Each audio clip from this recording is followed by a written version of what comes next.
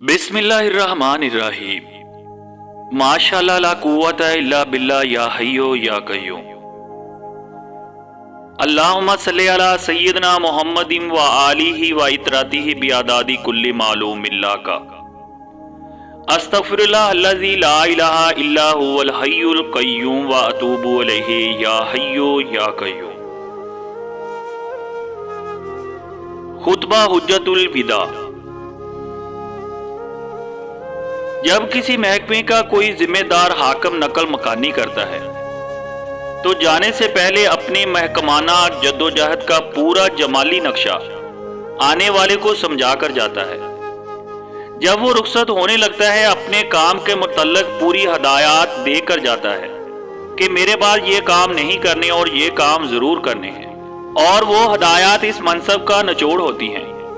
इसी तरह हुजूर अक़दस सल्लल्लाहु अलैहि वसल्लम का खुतबा हुज्जतुल विदा सारी इस्लामी तालीमात का निचोड़ है। जब तक आप सल्लल्लाहु अलैहि वसल्लम ने अपना आखिरी खुतबा नहीं पढ़ा, अल्लाह ने भी अपनी आखिरी आयत नाज़िल नहीं फरमाई। आप सल्लल्लाहु अलैहि वसल्लम का आखिरी खुतबा ही दीन की तकमील का मौजब है। इस खुतबे को फरमाकर गोया दीनो दुनिया की हर बात बतला दी, हत्ता कि कोई भी बात बाकी ना रही। आप इस खुतबे को गौर से पढ़ें। जूं जूं आप इस पर गौर करते जाएंगे, नई नई बातें हासिल होती जाएंगी। सच पूछो तो ये मुख्तसर सा खुतबा अपने अंदर इल्मो हिकमत के चश्मे लिए हुए है। इस खुतबा का हर मुसलमान के घर में और हर मुसलमान की जेब में होना जरूरी है। पहले भी ये खुतबा कई बार इस दारुल एहसान से लिखा जा चुका है, लेकिन इस दफा इस अनोखे अंदाज से लिखा जा रहा है कि इससे पहले कभी नहीं लिखा। हुजूर अक़दस सल्लल्लाहु अलैहि वसल्लम की मैदान अरफात को रवानगी।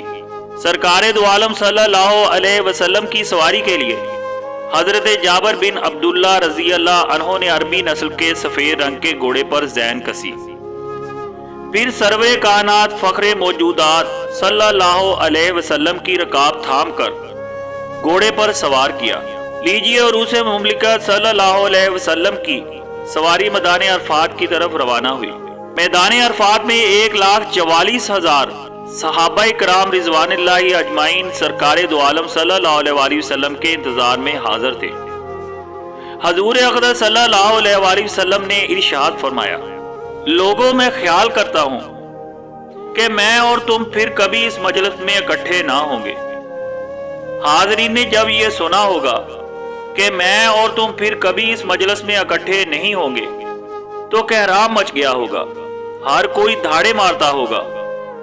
अहकरे फजर से इन सतूर को रकम करने के लिए बैठा है, जब भी लिखने लगता है रुक जाता है। इस रोज की मंजर की ताब ये दिल नहीं ला सकता, कागज बेचारा क्यों कर ला सकता है। इस ऐलान को सुनकर पहाड़ों के जिगर शक हुए, फूलों के मुंह फक हुए, चश्मों ने खून उबला। बुलबुलों के नन्हे दिल इस खुतबा फराग की ताब ना लाते हुए बेताब हो गए। कुमरियां बिलक बिलक कर रोने लगी, कली का जिगर घायल हुआ, नरगस ने गर्दन झुका दी। दरिंदे दम बखुद हुए, जानवरों में हलचल मच गई।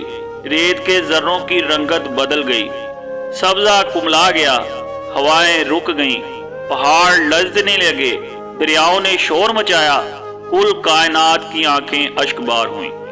हर कोई आपकी जुदाई के तसव्वुर में बिस्मल की तरह तड़पा और हर सू सन्नाटा छा गया।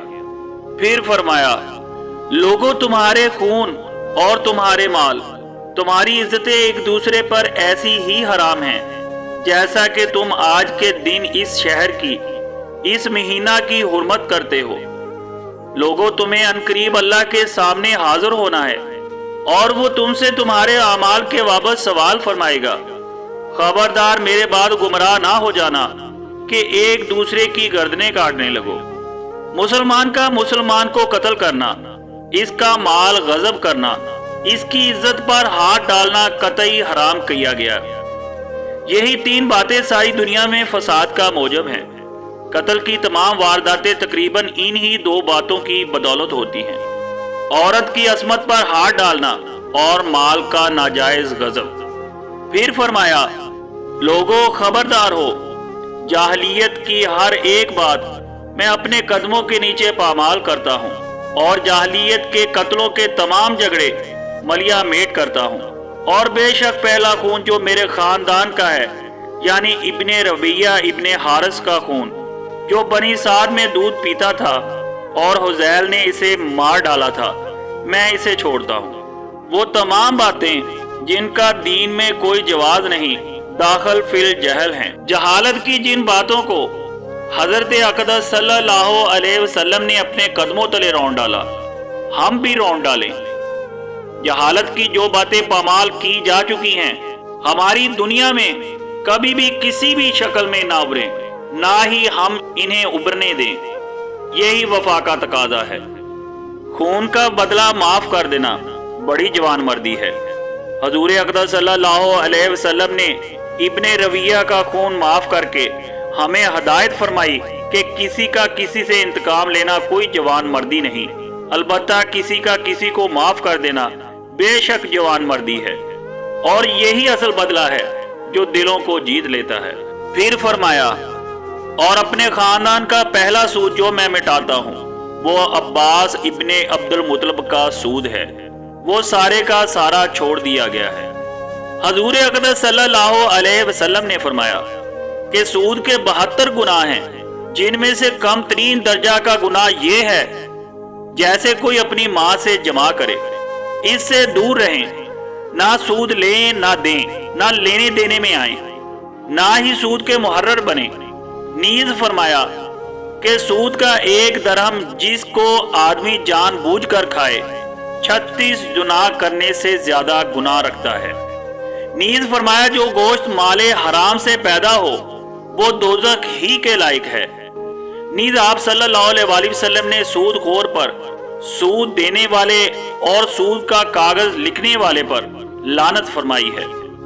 پھر فرمایا، لوگوں اپنی بیویوں کے متعلق اللہ سے ڈرتے رہو، کیونکہ اللہ کے نام کی ذمہ داری سے تم نے ان کو بیویاں بنایا ہے، اور اللہ کے کلام سے تم نے ان کے جسم کو اپنے لیے حلال بنایا ہے۔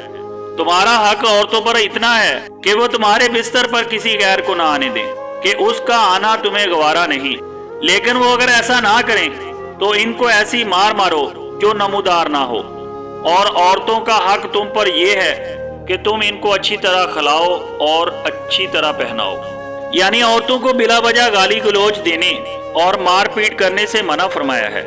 عورت کی سب سے بڑی خوبی اس کی حیا ہے، جسے یہ حاصل ہو اسے محض زبان درازی یا گھریلو کاروبار کی بدولت کبھی زد و کوب نہیں کرنا چاہیے۔ حیادار عورت گھر کی رانی ہوتی ہے، بات بات پر برا بلا کہنا گھر کے ماحول کو پراگندہ کرنا ہے۔ کائنات کی ہر شے میں اللہ کا نور جلوہ گر ہے، جو نور گلاب کے اس ٹہکتے ہوئے پھول میں جلوہ گر ہے، گھاس کے اس سوکھے ہوئے تنکے میں بھی ہے۔ حتیٰ کہ کائنات کی کوئی بھی شے ایسی نہیں جس میں اللہ کا نور جلوہ گر نہ ہو۔ نور کی جو تجلی عورت میں جلوہ گر ہے، کسی اور مخلوق میں نہیں۔ اسی نور تجلی کی بدولت جو کشش عورت کی ذات میں پائی جاتی ہے، وہ بھی کسی اور مخلوق میں نہیں پائی جاتی۔ اور یہ سب اس لیے ہے کہ عورت اللہ کی مظہر ہے، اور ہر شے کا خالق اگرچہ اللہ ہے، اس کی مظہر ماں ہے، اور کوئی بھی انسان ماں کے بغیر پیدا نہیں ہوا اور نہ ہی ہو سکتا ہے۔ جب عورت کا یہ درجہ ہے، اس پر ایک جامعہ خطبہ ضروری تھا۔ حضور اقدس صلی اللہ علیہ وآلہ وسلم کا یہ خطبہ عورتوں کی ساری زندگی کی کفالت کرتا ہے۔ 1,24,000 انبیاء مرسل علیہ السلام ماں ہی کے بطن سے پیدا ہوئے۔ عورت ہر نبی و ولی کی ماں ہے اور واجب الاحترام۔ عورت کی تخلیق آدم علیہ السلام کی پسلی سے ہوئی۔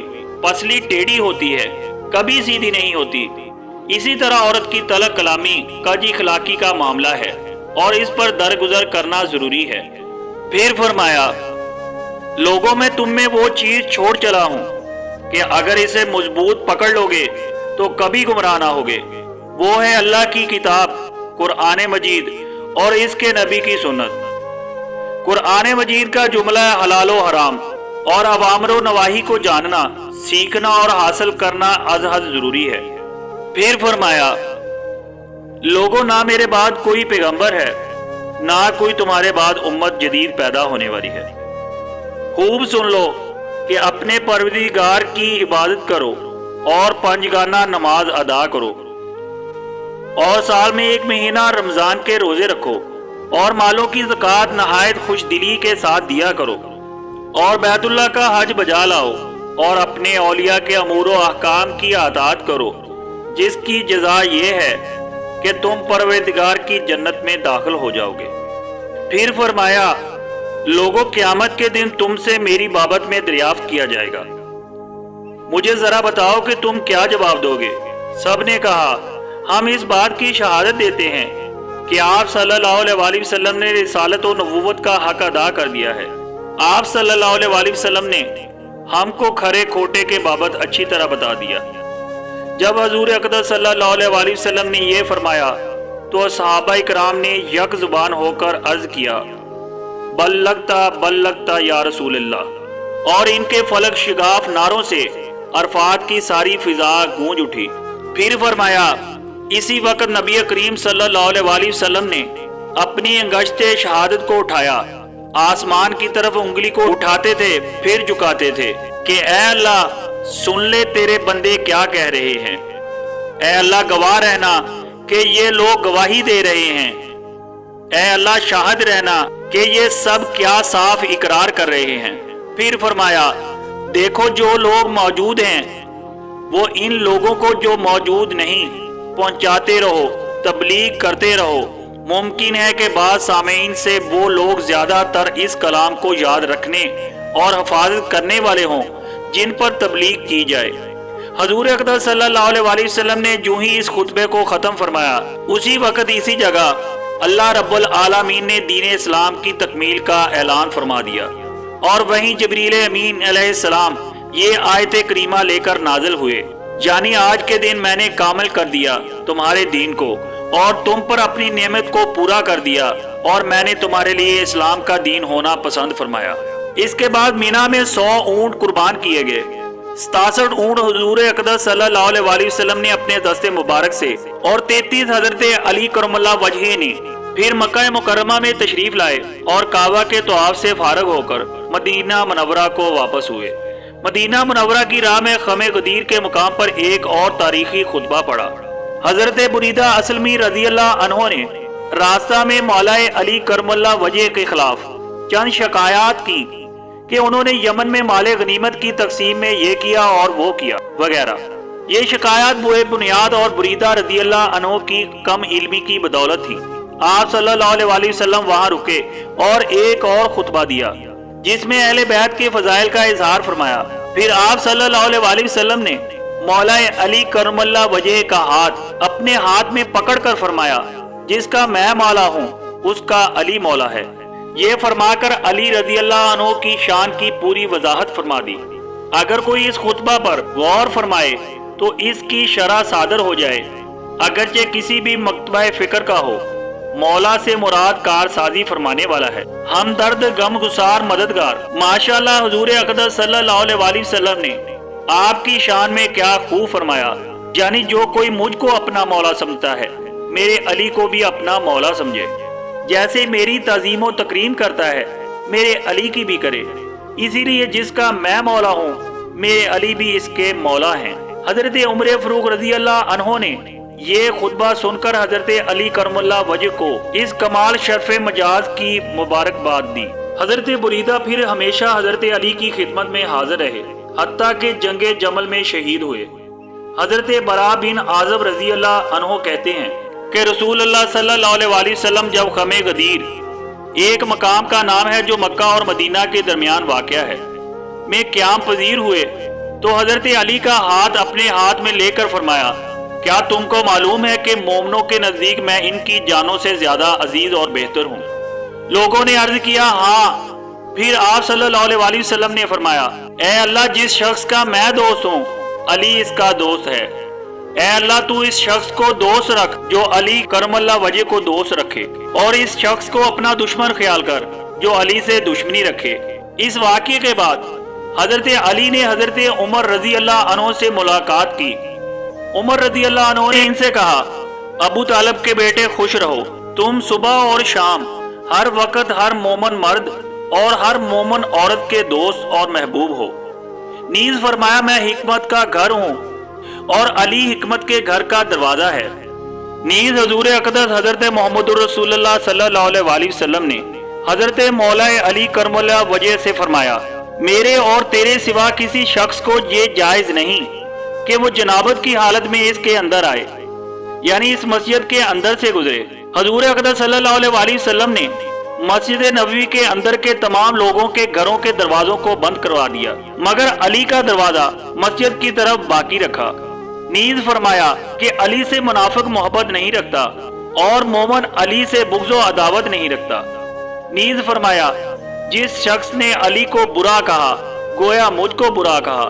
نیز فرمایا علی مجھ سے ہے اور میں علی سے ہوں، میری جانب سے کوئی عہد نہ کرے اور نہ کوئی معاہدہ کرے مگر میں خود یا میری جانب سے۔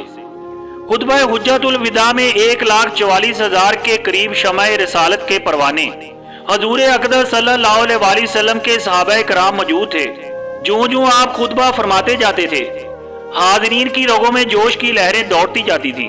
یہ حضور اقدس صلی اللہ علیہ وآلہ وسلم کی نظر کامل ہی کا فیض تھا۔ جب آپ اس خطبے سے فارغ ہوئے اور فرمایا کہ جو اس میدان میں حاضر ہیں میرے اس پیغام کو لوگوں تک پہنچا دیں جو جہاں حاضر نہیں، پھر ان احکام کو ہمیشہ لوگوں تک پہنچاتے رہنا۔ اس پہ وہ اتنے متاثر ہوئے کہ فریضہ حج کی ادائیگی کے بعد حضور اقدس صلی اللہ علیہ وآلہ وسلم کے ارشاد کے مطابق وہ اللہ کی دین اسلام کا پیغام ہر کسی تک پہنچانے کے لیے سرگرم عمل ہو گئے اور بغیر کوئی دقیقہ فروغ گزاشت کیے عمر بھر پورے عزم کے ساتھ اسی کام میں محبوب منہمک رہے۔ 1,44,000 صحابہ کرام میں سے چند ہزار صحابہ کرام کی قبریں ہی جنت البقیع میں ہیں، باقی سب مہاجر اللہ ہو کر جہاں جہاں کسی کا مقام تھا اللہ کے دین اسلام کی تبلیغ کرتے ہوئے شہادت کی موت سے سرفراز ہوئے اور وہیں دفن ہوئے۔ اللہ سبحانہ ہمیں بھی اس ذوق و شوق سے دین کی راہ میں چلنے اور کام کرنے کی توفیق مرحمت فرمائے، آمین یا حیو یا قیوم۔